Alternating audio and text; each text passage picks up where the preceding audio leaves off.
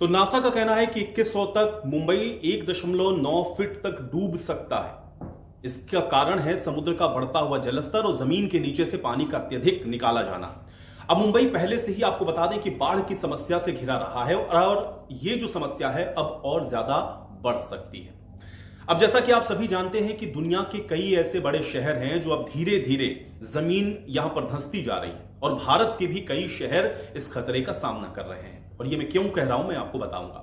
जमीन धंसने की जो सबसे बड़ी वजह है वो है जमीन के नीचे से बहुत ज्यादा पानी को निकालना, या इसका एक बड़ा कारण जलवायु परिवर्तन और बाढ़ भूकंप का खतरा भी है। इसके अलावा साल 2014 से 2020 कोलकाता में हर साल जमीन 0.01 से लेकर 2.8 सेंटीमीटर तक नीचे जा रही है। इसमें सबसे ज्यादा धंसाव भाटापारा में देखा गया है। यहां 2.6 सेंटीमीटर प्रति साल यह दर है। कोलकाता में करीब 90 लाख लोग ऐसे इलाकों में रहते हैं जहां पर अब बाढ़ और भूकंप दोनों का जो खतरा है वो बढ़ गया है। और यह सब नासा कह रहा है।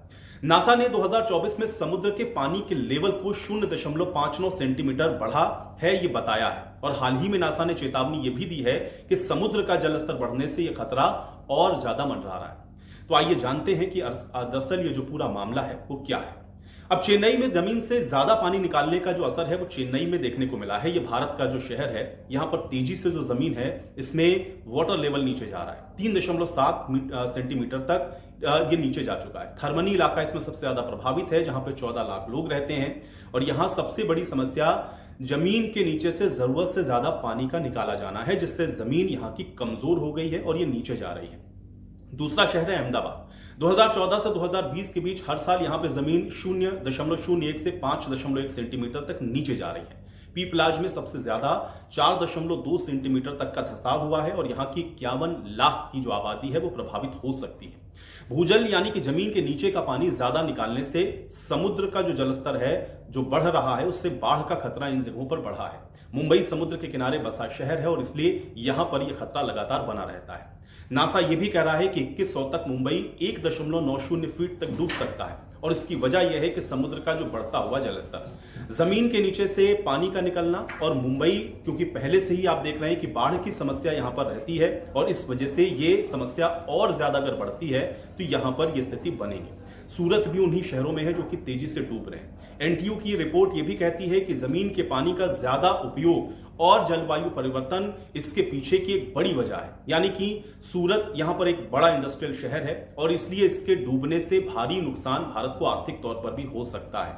इसके अलावा दुनिया का सबसे तेजी से जो डूबता शहर है वो भी जान लीजिए, वो है इंडोनेशिया की राजधानी जकार्ता, जिसका आधा हिस्सा पहले ही समुद्र तल से नीचे चला गया है। 1970 से अभी तक कुछ इलाकों में जमीन 4 मीटर तक नीचे जा चुकी है और लोग बार बार आने वाली बाढ़ से यहां पर परेशान नजर आ रहे हैं।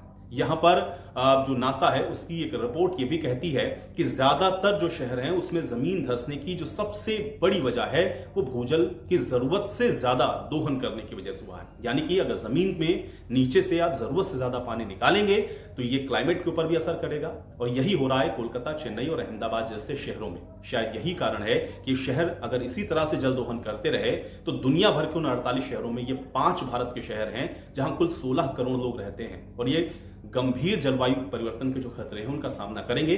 तो ये हो सकता है कि ये जो शहर हैं वो आने वाले समय में डूब जाए। अब बचाव क्या है?